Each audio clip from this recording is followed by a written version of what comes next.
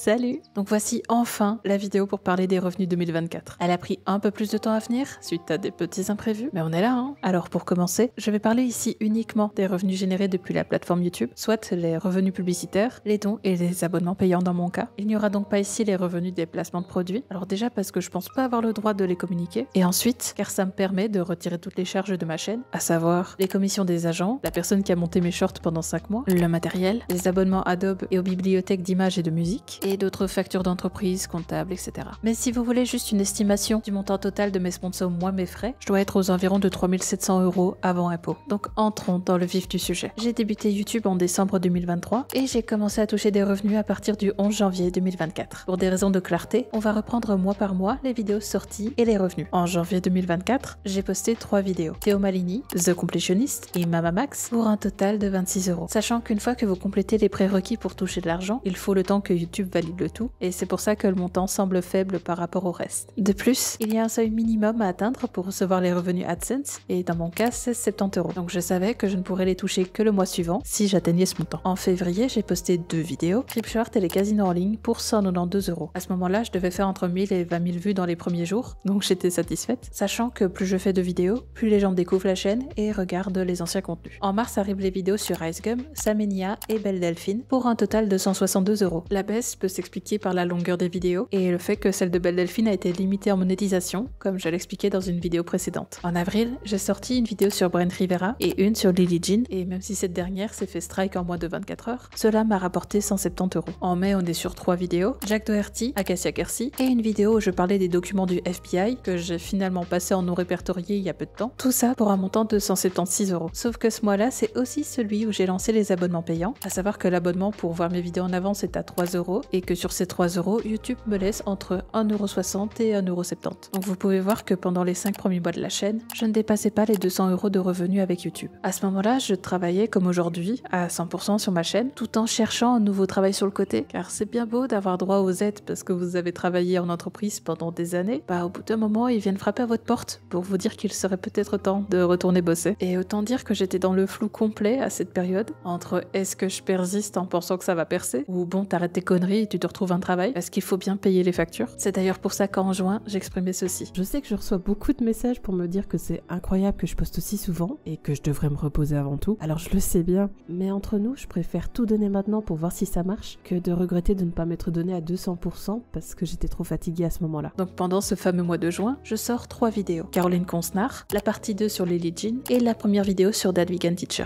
À sa sortie, celle-ci explose et me permet d'atteindre 610 €, dont 40 € provenant des membres. Arrive juillet, je poste une vidéo sur Cooking with Jack et les 2 premières parties sur Illuminati. Grâce aux gens qui ont découvert ma chaîne avec la vidéo sur Dad Vegan Teacher, les revenus augmentent et on passe de 600 € en juin à 1249 € en juillet, donc 83 € par les membres. Et ça doit être à partir de là que je me suis dit que c'était pas le moment de m'arrêter et qu'il fallait capitaliser dessus. En août, avant la sortie de la 3e partie, Eric me propose de faire une voix dans une de ses vidéos et il décide de me faire de la pub, ce qui booste l'ensemble des vues de ma chaîne. Je sors 2 vidéos, la 3e partie sur Illuminati et une 2e partie sur Dad Vegan Teacher. Et là, on arrive sur un total de 1744 €, dont 143 par les membres. En septembre, malgré les histoires de doxing, j'essaie de continuer sur cette voie car je touche l'équivalent de ce que j'avais en entreprise par les revenus AdSense et c'est aussi à ce moment-là que la chaîne secondaire commence à générer des revenus. Je sors donc la partie 3 sur Lily Jean et une vidéo sur Gabiana pour un total de 2600 €, dont 170 par les membres et 158 € par Clémor. Honnêtement, à ce moment-là, je me suis dit que j'avais atteint le plafond parce que j'avais jamais autant gagné d'argent en un seul mois, même en faisant des heures supplémentaires à mes anciens tafs. On arrive en octobre où j'ai parlé de Minilad, Master Oogway et Hypnotiste Sappho. Ce mois-là, on accumule 2048 €, dont 220 des membres et 119 de Clémor. Et c'est là où j'ai vraiment vu l'importance des membres payants de ma chaîne, car au fil des mois, ça n'a fait que monter, au point où ce qui devait être un peu d'argent de poche est devenu un vrai complément de revenus. Pendant le mois de novembre, j'ai sorti 2 vidéos, celle sur Digital Princess et la partie 1 de mon enquête sur Gem Gem. Non seulement cette dernière vidéo a explosé en termes de vues, mais elle est sortie à la période parfaite pour cette année, car les revenus augmentent drastiquement à l'approche des fêtes. Ce qui fait qu'on a atteint un montant de 4 942 €, dont 268 venant des membres et 114 de Clémor. Du coup, je vous remets cet extrait.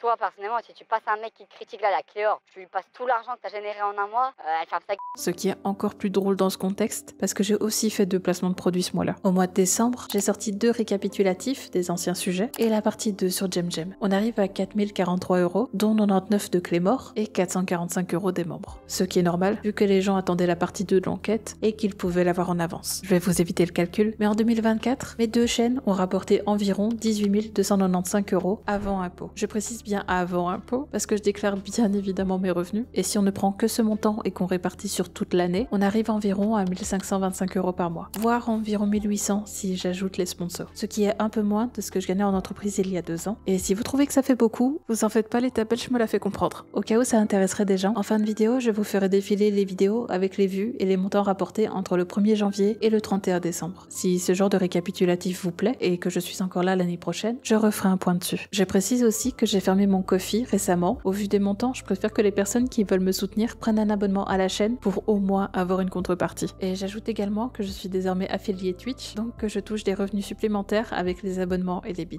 Je sais pertinemment que les montants de novembre et décembre risquent d'en faire rêver plus d'un. Je vous demande juste de tout remettre dans son contexte. Et je vais être chiante, je sais. J'ai eu énormément de chance. Pour quelqu'un comme moi, qui fait autant de vues, il y a des milliers d'autres personnes qui ne trouvent pas de public. Ne plaquez pas tout pour vous lancer là-dedans, à moins d'avoir réfléchi à un plan de secours. En tout cas, je vous dis à bientôt sur la chaîne principale, ou sur cette chaîne-ci. C'était Clémor, peut-être à une prochaine fois.